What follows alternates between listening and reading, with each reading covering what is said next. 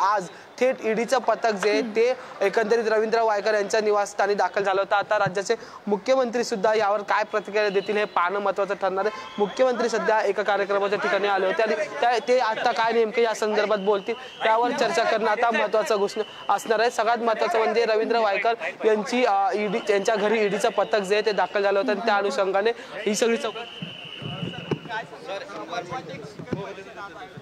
बांबू लागवडी संदर्भात स्वतः तुमच्या दरेगावात सुद्धा हा एक प्रयोग पाठीमागच्या काही दिवसापूर्वी केला होता।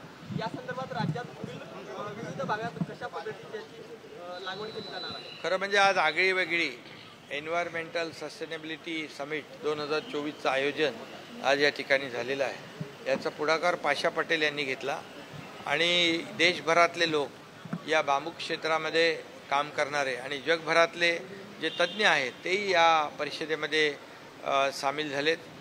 मी त्यांचं मनापासून स्वागत केलेलं आहे आणि एक बांबू किती उपयोगी आहे आणि त्याच्यापासून काय काय फायदे आहेत। ऑक्सिजन मोठ्या प्रमाणावर त्यातून सोडलं जातं, कार्बन डायऑक्साईड शोषित केला जातो आणि त्यामुळे खूप मोठ्या प्रमाणावर पर्यावरणाला याचा लाभ होतो।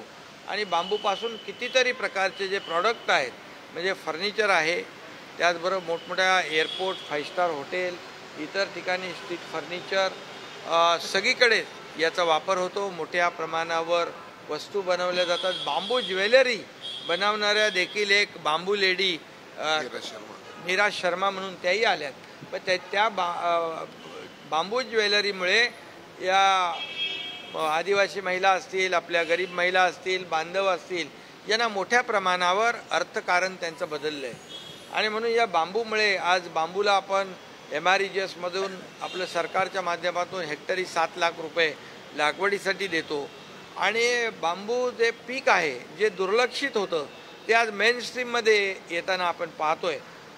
अनेक जिल्ह्यामध्ये माझ्या गावी देखील सातारामध्ये 10,000 हेक्टर बांबूची लागवडचं क्लस्टर करण्यासाठी लोकांनी कन्सेंट दिले। जिल्हाधिकारी तिथं काम करत आहेत। सोलापूरमध्ये तिथं लातूरला मोठ्या प्रमाणावर काम सुरू आहे आणि जवळपास आपल्या राज्यामध्ये 10 लाख हेक्टर जमिनीवर बांबू लावण्याचा संकल्प आहे। या माध्यमातून मोठ्या प्रमाणावर शेतकऱ्यांना पैसे मिळतील। एक कॅश क्रॉप म्हणून आता शेतकरी याच्याकडे पाहू लागलेत आणि एकत्र येऊन समूह क्लस्टरच्या माध्यमातून बांबूची लागवड होईल। बांबूमुळे इथेनॉल देखील तयार होतं, त्याची निर्मिती होते आहे आणि आसामचे काही लोक आले होते, ते आसाममध्ये बांबूची पहिली रिफायनरी त्या ठिकाणी इथेनॉलची ते बनवत आहेत। हे एक मोठं एक गेम चेंजर आहे हा प्रकल्प आहे आणि म्हणून आज याला प्रमोट केलेलं आहे, प्राधान्य दिलेलं आहे। आपण मुंबईमध्ये देखील अर्बन फॉरेस्ट जे आपण बनवतो आहे, अर्बन फॉरेस्ट म्हणजे ऑक्सिजन पार्क, याला देखील बांबूच्या माध्यमातून आपण प्रमोट करू।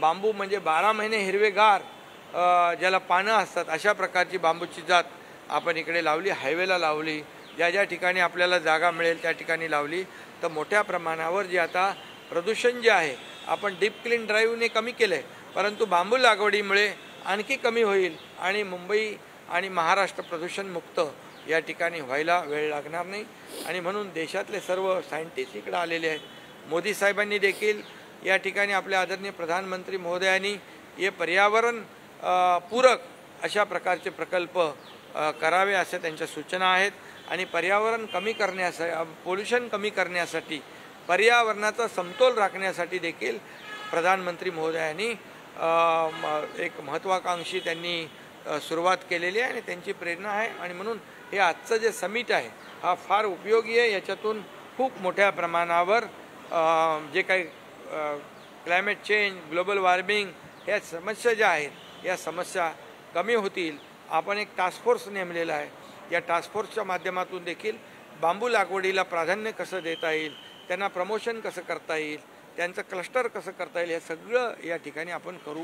त्यामुळे आजच्या समिटला मी शुभेच्छा देतो। सर रवींद्र वायकर यांच्या घरी ईडीच्या धाडी पडलेल्या आहेत। शिवसेनेचे आमदार अभद्र प्रकरणाचा उद्या निकाल आहे। विधानसभा अध्यक्षांनी सुद्धा 2 दिवसापूर्वी तुमची भेट घेतलेली होती, काय नाही हे त्याच्यामध्ये बिलकुल तथ्य नाही।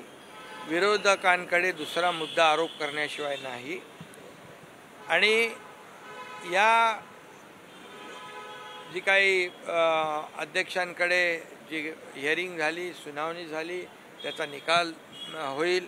पण मी आपल्याला एवढं सांगतो, लोकशाहीमध्ये बहुमताला महत्त्व आहे आणि बहुमत आज आपण पाहताय की पहिल्या दिवसापासून बहुमत आमच्याकडे आहे.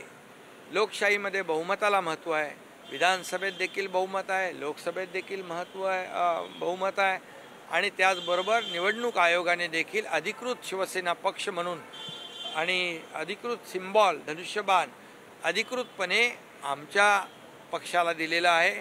त्यामुळे मला वाटतं मेरिटप्रमाणे जो निकाल मेरिटप्रमाणे मिळाला पाहिजे आणि बहुमताला या लोकशाहीमध्ये महत्त्व आहे.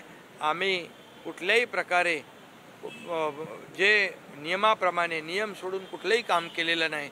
नियमाने हे सरकार स्थापन झालेलं आहे, घटनेने दिलेल्या अधिकाराप्रमाणे हे सरकार स्थापन झालेलं आहे आणि त्यामुळे बहुमत लक्षात घेऊनच निवडणूक आयोगाने, मी पुन्हा एकदा सांगतो की आम्हाला पक्ष म्हणून शिवसेना आणि धनुष्यबाण रेकग्नाइज त्यांनी केलेला आहे आणि मला वाटतं, मला खात्री आहे, अपेक्षा आहे की मेरिट प्रमाणे निकाल लागायला सर, पाहिजे. आमदार रवींद्र वायकर यांच्या घरावर ईडीच्या ठाकरे गटाचे नेते रवींद्र वायकर यांच्या घरावर ईडीची धाड पडलेली आहे. जोगेश्वरी येथील नाही, त्याचे मला माहिती नाही, मी पाहतो.